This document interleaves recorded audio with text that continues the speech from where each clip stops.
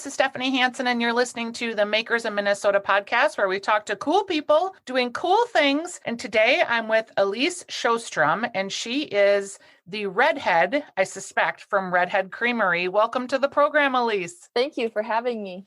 I have been just dying to talk to you for honestly, since I started this podcast, because I think the first I heard about you was from Stephanie March, just raving about this cheese. And then I swear I was I think I might have been in Vermont, or I was somewhere out of state, and I saw it.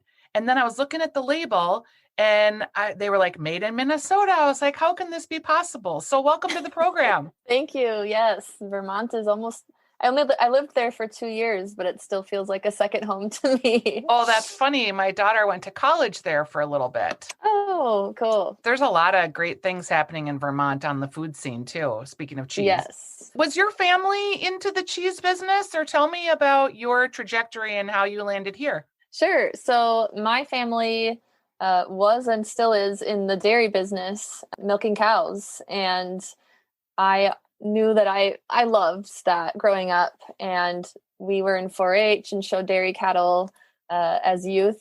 And I knew that I wanted that for whatever potential children I may have in the future, and didn't necessarily want to milk cows every day, because I thought, seeing how we had to be home every single day at certain times of the day in order to get those cows milked. And I wanted to have a little more freedom as I grew up. My future self should have said, being a cheesemaker will not give you that much more freedom. but it does give me a little. But I visited Crave Brothers Farmstead Cheese on a national 4-H trip when I was a senior in high school. And that was my moment of realizing I would love to make cheese on our farm, and really studied food marketing at the University of Minnesota, and worked for several other cheese companies in the meantime to kind of learn the goods and the bads of what they've learned before doing it myself on my family farm. And is your system like a closed loop where you literally make the milk and then turn that milk into the cheese, and you do everything right on your farm? Yeah, so we are farmstead, so we are only using our own cow's milk for our cheese making. We only use about 10% of the milk that we produce for Redhead Creamery, and the rest of that milk goes to Bongards Creamery Co-op. We're part of that co-op as well. So the rest of it goes to cheese as well. And so we joke that Bongards is Minnesota's second best cheese, because of course, we have to claim that we're the best, but no, we love all Minnesota cheeses, and Bongards specifically really was vital in our starting making cheese ourselves. They were extremely supportive and hauled milk to the University of Minnesota for us so that we could practice at the pilot plant in St. Paul using our own milk to practice making cheese. So they've been very supportive of a co-op for us, and we love that. That's really cool. So you talked about the full-time job, more than a full-time job, of owning cattle and having a dairy farm. And I met a guy once on a vacation, and he was telling me what it took for him to be able to go on vacation for a week, and who had to cover for him and how that worked. And I remembered thinking, nobody thinks about this stuff when you have animals, right? Mm-hmm. And that the milk needs to get out. That's how they continue to produce. Right. Yeah. You can't just let them go for the day, and because everyone will suffer from that the next day. So yeah, it's really a 24-hour job of making sure our animals are well cared for. We have to put in extra time and extra care to making sure our animals are dry and warm and well cared for so that they can thrive through this type of year. When it's really cold like this, do you have to put them in a barn? Or because do cows go in a barn every night? So we have several different options of housing for whatever age of animal we have. Our milking cows are all what's in a freestall barn. So it's basically a roof over their head with curtains on the sides so that we can adjust those based on the weather. But they have the freedom to roam all over the barn, and that's why it's called a freestyle barn. And then they have sand bedding that they lay in, and have free access to food and everything as they please. But so when it's cold, we'll close those curtains, and it's quite comfortable in that barn in the wintertime. Some of them have some our younger stock, they spend a little more time outside, but also have shelter as well. And they're fully bedded with warm, fresh straw. And they really snuggle up close when it gets a little bit colder out, because they've got quite the body heat.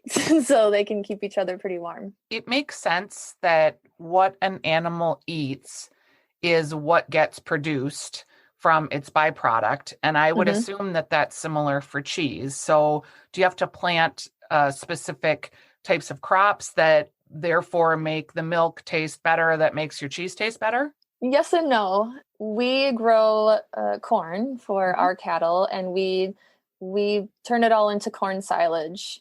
And so we are able to grow almost, I think we're probably at 75 to 80% of the feed that we feed our cows, we are able to grow ourselves.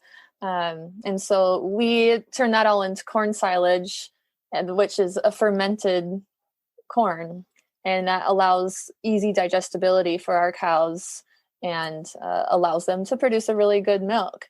And the good thing with how we have it set up is that our milk is mostly consistent. And I say mostly because it does fluctuate with the weather. During the winter time, cows actually prefer cold weather, and they're spending a lot less of their energy keeping cool. And so we have really high fat and protein components in our milk during the winter time, which is awesome when you're making cheese. So I actually prefer making a lot of cheese in the wintertime because we get a better yield and just a better tasting product. In the summertime, they're burning off energy trying to keep cool, and their milk will have lower components. They'll have a little bit less protein and fat, primarily just from keeping their bodies cooler. And so we'll notice that in our milk. We will notice a little bit color change depending on time of year in the milk, because the rate at which that corn is fermented in the fall, we've harvested the corn. It might not be completely fermented yet by the time the cows eat it, versus the next spring, it's fermented all winter long. So we'll see a little bit of that color change in the milk as well, based on the nutrients that they were able to digest out of that. So was it a hard sell for your family to say, gee, I want to stay in the family business, but I'm going to do cheese? No, I mean, my parents had 4 daughters, and they were just thrilled that one of us still wanted to come back home and be part of the family business. And I still remember them saying, this is great, but you're going to have to learn it, because we know how to milk cows in the dairy industry, but we don't know a lot about cheese. So that's going to be your job to figure that out if you want to bring it back home to our farm. And it's an awesome way to diversify our farm as well. We could have easily come home, built another freestall barn, and doubled the amount of cows and just produced more milk. But that doesn't give us much flexibility in the market. And so with having the cheese company here now as well, we're able to kind of lean on one or the other depending on what that financial season looks like, or what the businesses are looking like. Yeah, minor. Just those things. So that's really, that's really helped us a lot by being diverse. And I think that that's been a great thing.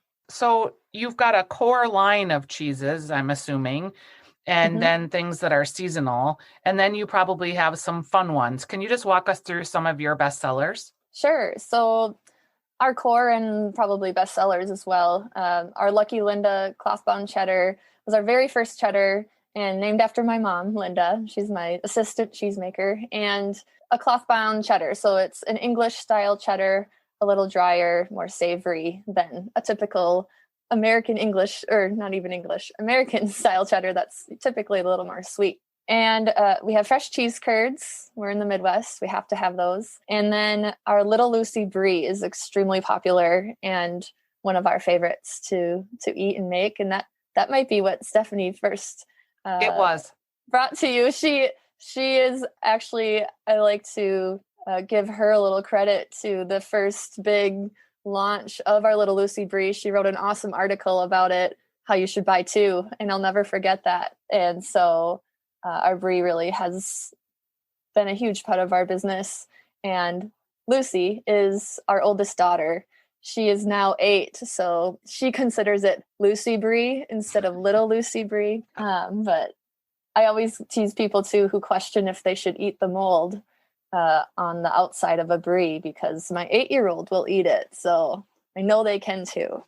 Yeah, So, people do get, they're creeped out by it, or some just eat yeah, it with abandon, others try to scrape it off. It's just part of the cheese making, right? it is. And without that mold, it would not be a Brie. So you kind of need it. Just go And ahead and eat that's it. yeah, and that's where all the calcium is actually in a Brie. The calcium all like disperses itself out to that rind. So, you want the health benefits at the same time of enjoying this good tasting cheese. So eat the rind, right? So We need a shirt that says "Eat the rind." yeah. I like it. What are some of the cheeses? Because I know you win awards a lot, which is really Thanks. great. And you won an award, I believe it was for a Munster recently. Can you talk Yes. about some of the other more exotic cheeses, we'll call them, that you make? Yeah. Yeah. So our North Fork Munster is a seasonal cheese. So we're not making it right now, but will again come May. But it is a whiskey washed Munster. We use whiskey from Panther Distillery in Osakis, who's very close to us. Their Minnesota 14 is a corn based whiskey. And we literally dunk those cheeses in the whiskey. And it really just provides this fun, unique flavor characteristic to it. But then we'll also wash that cheese with a bacteria, which makes it orange and funky as well. It is probably the most fun cheese for us because it's the most unique. And it's also the most painful because it's so much work washing all those little cheeses and making sure they turn out and they have the perfect environment for us to enjoy. But it's so rewarding when we have a stinky, ooey gooey Munster at the end of the day. That's when we nerd out over our cheese. Yeah. Then another one that we wash with whiskey, which is our other cheese that we've been fortunate enough to win some awards with, is our St. Anthony. And we wash that one with the same whiskey, actually, but it's a harder cheese that gets almost Parmesan-like as it ages, but it's very savory, meaty cheese that we love as well. And it's an American original. We created its own recipe specifically for that cheese, and it's been really rewarding for us, and we love it. So that's That kind of is, fun. when you say it's an American original, is that to mean that no one else has done anything like that before in America in cheese? Basically, there's a category within the American Cheese Society competition where you can enter cheeses that you feel have complete originality from any other cheeses, and that you didn't follow a specific recipe for it, and you kind of adapted it to your own liking. And so we entered that cheese into that category and got second place in the category, which was so cool. So That is so cool. it's fun when those days that you think you totally screwed up a cheese make and then they turn out being your award-winning favorite cheeses. Those are the fun days.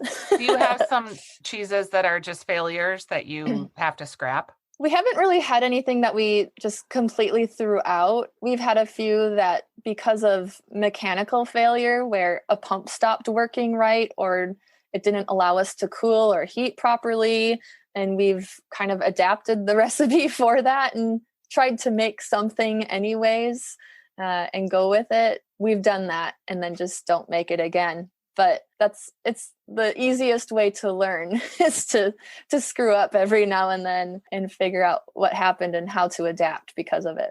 That's a really healthy attitude. You seem to have this whole package here where you have the quality piece, you have the control of the farming piece, you have the ability to make really beautiful cheeses. And then you went to school for food marketing. Can you tell me a little bit about that? Were you in a special program? And do you think you would be where you are today without that education? I was advised by my food science advisor to study food marketing because anyone can make cheese, but you're going to have to get it sold. And I tell every prospective cheesemaker or business owner that if we meet with people, because it's so true and it still is. I mean, you can make cheese to your heart's content, but if it doesn't go anywhere, what good is making it? So I think it was awesome advice. I love marketing anyways, so that was the fun part of it.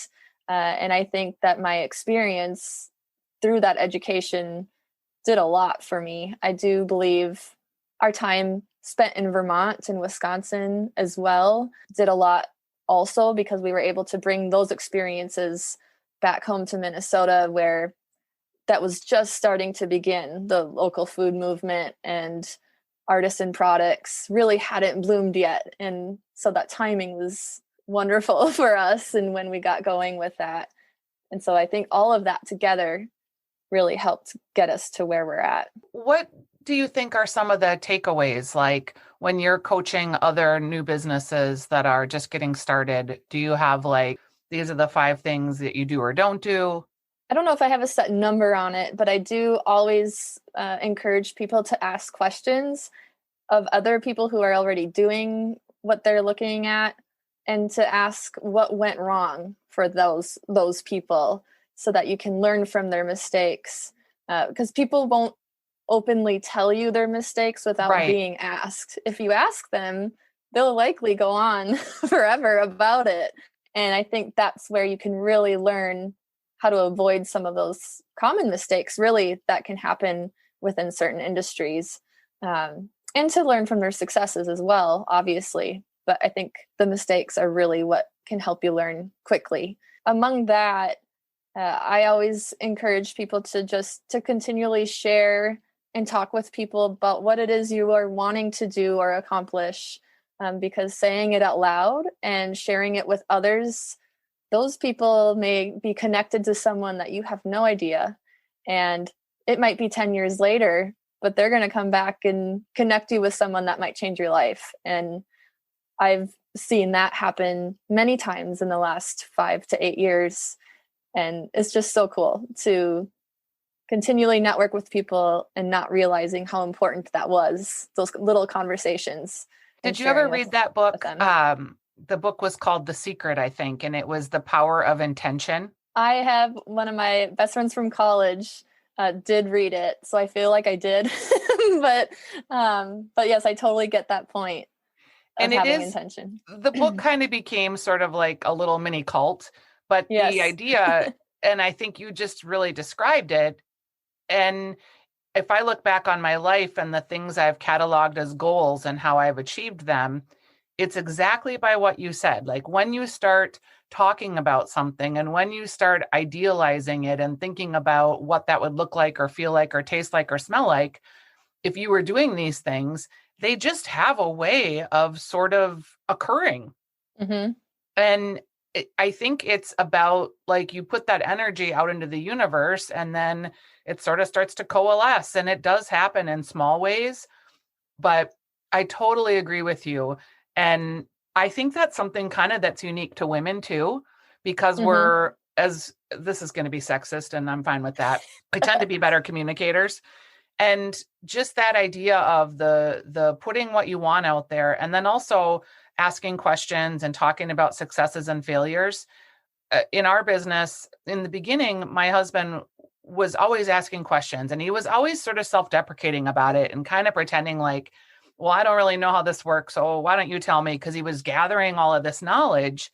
And I remember thinking, well, why are you giving away the family secrets, And he looked at me one day and he said, the best piece of advice I can give you is, he said, there is no secrets. You're not going to do anything that everybody else hasn't already thought of, wanted to do, done.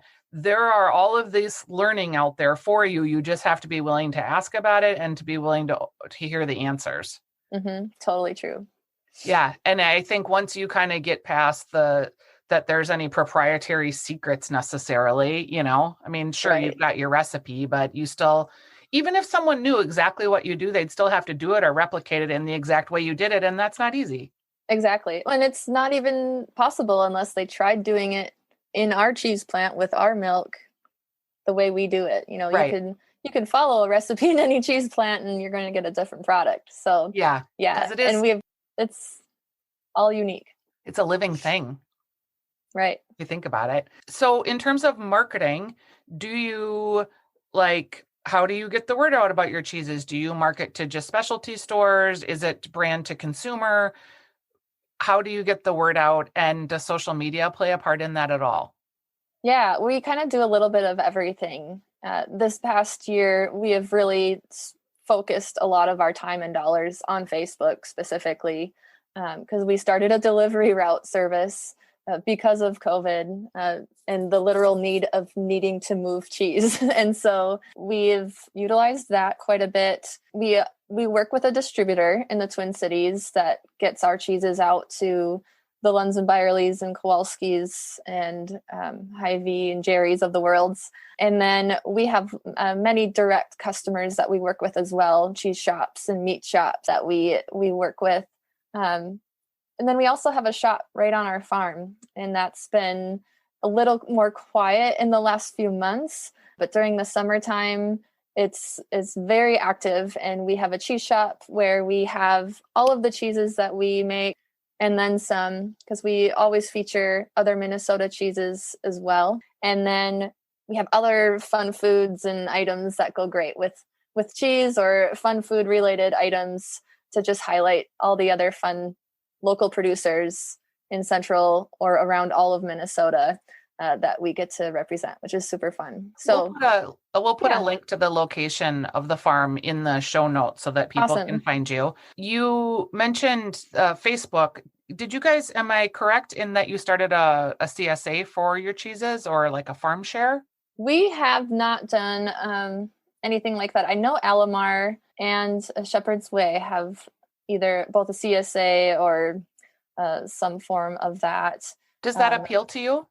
Well, we did start a Cheese of the Month club. It's been slow to start just because we just released it about last spring probably. But we're kind of using that same concept where whatever cheeses we want to highlight right now is what will be included in this box. Yeah. And yeah, I think it's fun for us because we get to move product that we need to, but we can also play with the season. And grilled cheese month is coming up, so we're going to feature something specific to that for the people who are in our Cheese of the Month club, and just highlight fun things, give them fun ideas on what they can do with our cheeses.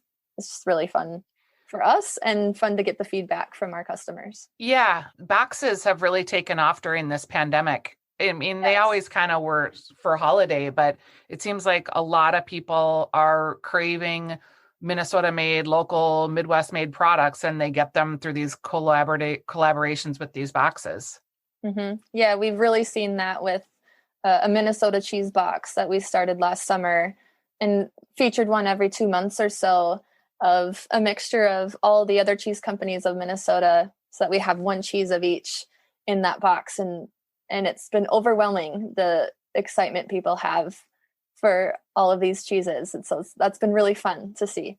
I appreciate too, I subscribe to the Heavy Table, and I have appreciated that you've been a sponsor for them to help them get their newsletters out. It's been really interesting, just the whole Minnesota made and Minnesota maker scene, because people have had a really challenging time. Even people that, you'd think, oh, they're in grocery stores, they'll be fine because the grocery stores have been so busy, but no one can sample, no one can talk to their buyers. It's been hard. Have you experienced that as well? Yeah, it is challenging. And especially last spring when all the restaurants first closed, that was a huge blow to all of us, and figuring out what do we do now. and really that's why we started that delivery service, so that we could get an avenue out. And we're 2 hours from the Twin Cities, so we're really away as well from where the people are. And we've really seen that with other makers as well, just trying to get their product out there. And I think things have improved, and there has been a ton of support from Minnesota, especially. We see that and we love that. And so continually trying to go with that and see what is that going to look like this year, and how do we create some new fun ways to help people continue to support us and the other makers around us. Do you think that you'll be in a better position long term because of this in some ways? Like it forced you to kind of look at all of your distribution channels? Absolutely. We literally didn't have an order from our distributor the 1 week, and thought too much of our life is on this order. Mm-hmm. And I think what's ironic about that is, I think it was 2 months prior to that, I was literally thinking about that, how we really need to look for some more avenues so that not so much of our business is focused on our distributor. And so when that moment came, it was like, oh, now what? So to answer your question, yes, absolutely. I mean, it forced us to quickly react and to build something that we hope and think that can be sustainable in what we're doing. And it's really it was like the return of the milkman and having dairy products brought right back to your door. And it's bizarre to me how much it's really taken off and how much people love that. And so and how much of the we're going to go with it. All the food arts that were sort of our grandmas that were cultivating, like, our sourdough bread making and making our own sauerkrauts and all the things that our grandmas did. It's kind of funny. I love that. Are there 2 or 3 makers that are not cheese makers that you really find in your pantry or on your table a lot? Well, I find a lot of our local breweries on our table for sure. Goat Ridge, and we've got Burr Vineyards and Copper Trail. They're all real local to us. But in terms of different foods, we always have Red Table Meat at our place. He's so great. He kind of reminds me of you in some regards, in that what he does with meat, you seem to be able to do with cheese. Sure. Cool. Well, I appreciate that. I have a lot of respect for Mike. Yeah, he's pretty great. But yeah, I mean, we feature so many that's just what we always have. Smoothies, sunflower oil, they're really close to us as well. And I love them too. What a great family. And they've been able to diversify quickly and turn around, which is awesome to hear about. And it's exciting to see that grow for them. When I interviewed him, and I think it was about 2 years ago, probably now, I just had that sense of the fire in him. And, he talked about the just challenges of the family farm and how many times he'd come close to almost, not being able to do the farm. And, and then he would think of another way to utilize the product. And it was such a great podcast. I think it's season 1, if anyone wants to go back and listen. And, the microwave popcorn product that they have is just fantastic. Oh, it's good. Yeah, I think it's so good too. I can't believe, I mean, I hate when you get microwave popcorn and it's got that orange film in it and it's so gross. It's like, why would anyone eat that when there's this other just perfectly delicious, it tastes like buttered popcorn right out of the bag, and it's not anything gross. It's just sunflower oil. And it doesn't stick in your teeth. Yes, that's exactly right. Well, I appreciate your time today. It's great to talk to you. I will be releasing this podcast probably end of March, beginning of April. So I'm a little ways out, but I'm a fan. I'll let Steph know that you appreciate her, because that's always good for writers to hear, right? Thank you. Yes. Yeah, thanks for being with us today. Okay. Thank you, Stephanie. All right. Bye-bye. Bye.